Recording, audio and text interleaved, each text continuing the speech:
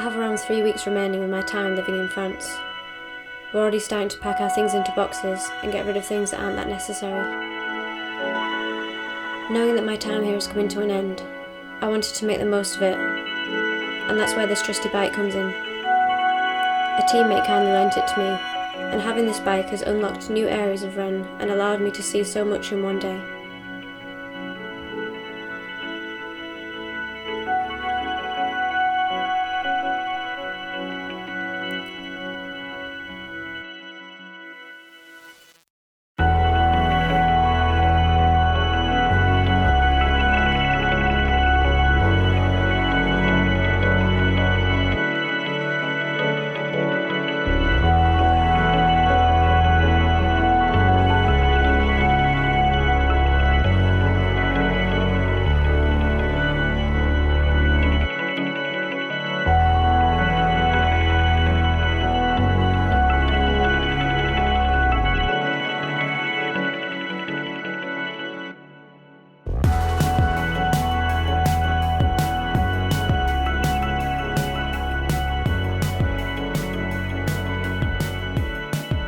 I'm going to be cramming my last weeks full of interesting things.